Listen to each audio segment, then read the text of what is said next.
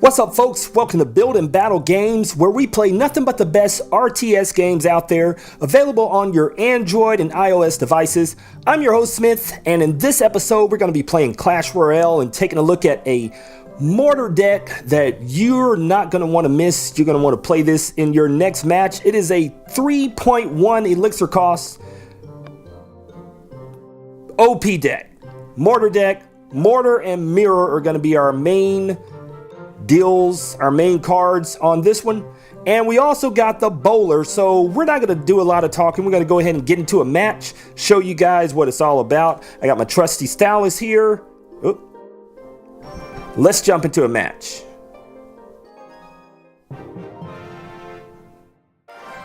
All right, so it's me going up against some cat named Phantom. Oh, he already knows what time it is. Got that level 13 mortar, gonna drop it in, pop like that, and we got a pretty good starting deck right now. We're gonna just go ahead and roll and stroll these guys right here, and we can probably use the electric wizard just to go ahead and take this guy out. Now I will say we're playing against a level 10, so you know, this is probably an unfair advantage to him just because we got more, he's got less hit points on his towers and everything. Now this is where it really gets good. All right, now we can see that they've got the Infernal Tower. That's gonna be something we're gonna have to deal with. But we got the Electro Wizard, so we're just gonna wait till the Electro Wizard gets back. And we've got another bowler out here for whatever kind of counter these guys want to do. We got all day. We can wait until we get down to double Elixir if they want to play it that way. If not, we're just going to sit back and kind of kick back. So we'll see what they got going on here. We've got the advantage, so there's really no need to push at this point. We're just going to wait and see what they're going to do. Maybe they're not going to do anything. Maybe they're thinking the same thing as us. Just going to wait till that double Elixir comes out.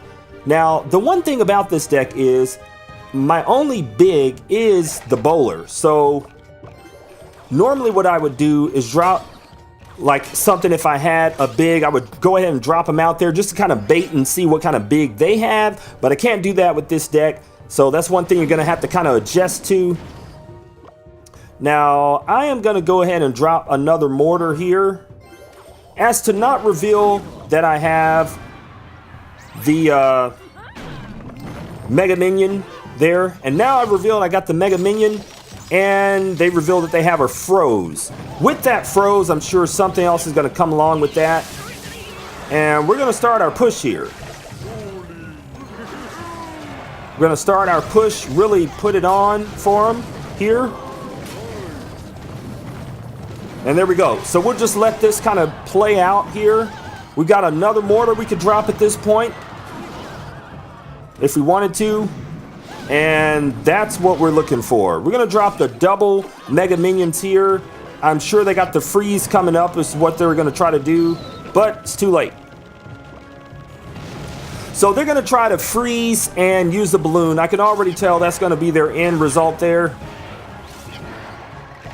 We're going to drop our bowler to get some more elixir built up and start our push before they can do theirs with the freezing and everything. So with all that knowledge, we don't want to just go ahead and drop everything that we have, knowing that they have a freeze that they're probably going to use at some point. So we're going to be very conservative with what we allow on the player deck. We're probably going to come out using double mortar before this is all said and done. And there they are with the freezing. We will let that go ahead and happen. And like I said, I think the win condition for us is going to be to drop the double mortar. And this is where they're going to try to freeze here. We're ready for the freeze. Unsuccessful. This is where we're going to try with the double mortar. Sight, no. Not the good time to do the double mortar at this point.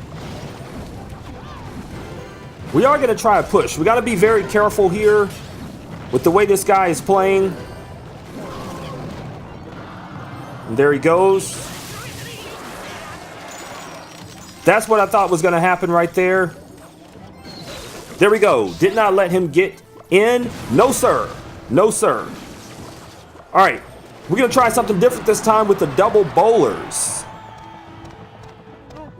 We'll let this, we'll let him go ahead and die off. And we've got our double bowler action.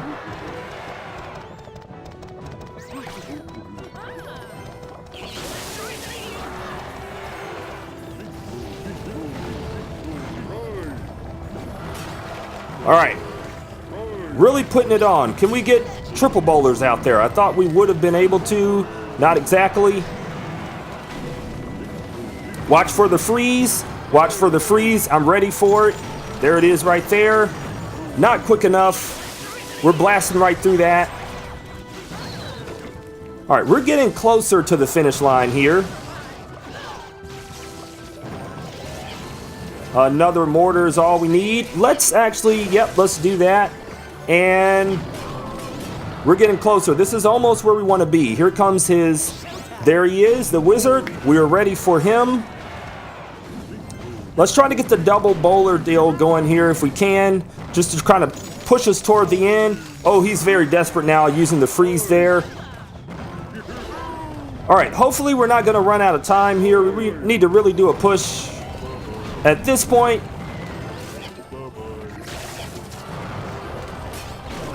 "16 seconds. Can we make it there? We may be able to. I think we got it. There we go. There we go. All right, y'all want to watch that again and kind of talk through some strategy maybe? Let's watch that replay.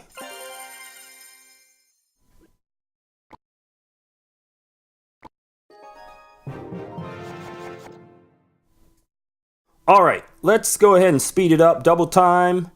And whenever you can drop the mortar on this deck, I would recommend going ahead and doing that, because you want to see what kind of counters you're going to have against your mortar. And then we knew that they had the wizard. They dropped that out. And the thing about the wizard is he's not very strong, so you don't have to really put out a whole lot to counter the wizard. Now, the bowler is a very important part of this deck, mainly because he keeps people off of your mortar.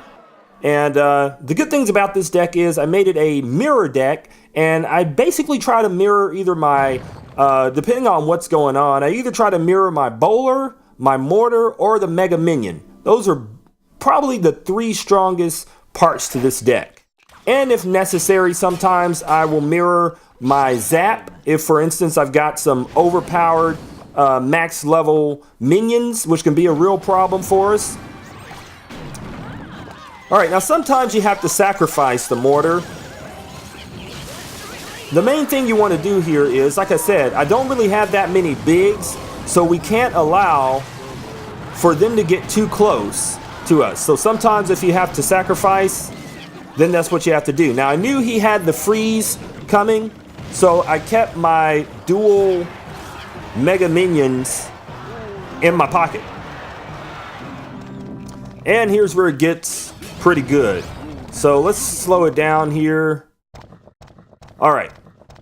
So I know we got 1,958 points that we need to knock off right off the bat. So that's why I try to drop my mortar as often as I can.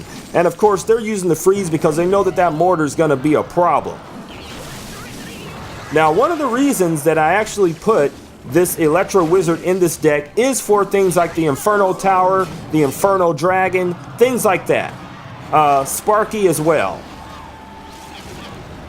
Because if you don't know, and you probably already know, but with his electricity, he stops and resets the Inferno power of you know, things that use that. And so it's pretty effective. Now really here, I'm aiming to try to get a good push going on, but I don't want to overcommit because he can just freeze me, drop a bomb, and the game can go bad really fast. Now right there, I was ready for the freeze, so that's why I held back on my archers. Now the archers are also a very good troop to use. You can see the archer almost took out the wizard. Especially mine being at max level, it's something you don't want to overlook. A good set of archers. Now I thought maybe this double bowler action, because the bowlers at the max level they do over 300 damage apiece. So that's quite a bit, especially going up against somebody as buffy as the Valkyrie here. And in conjunction with the Mortar, it's really doing some hit damage on that. And the archers, like I said, they do a good job. But, of course, holding back, it's going to knock that right off. You see the archer's still doing a pretty good job at holding off the Valkyrie. I go ahead and zap right here, just so we can reset the Inferno there. And there's really no purpose other than to get my log in their face for having those skellies there. So like I said, the main thing is going to be to set up a good mortar that can do damage without locking on another troop. So right about there, I'll have those boulders go ahead and take care of her. And I'll have to destroy this Inferno Tower pretty quickly. Another log here, and now I can effectively lock on, and that's going to be the end of the game there. So that's that. I think this is a real good deck for you guys. I've actually been using the Mortar for quite a long time with various decks here and there. This is the latest one I've come up with, and it's very effective using it in conjunction with, of course, the Mirror. So you guys check out more stuff on this channel. Will be coming soon. Building Battle Games. I'm Smith, out.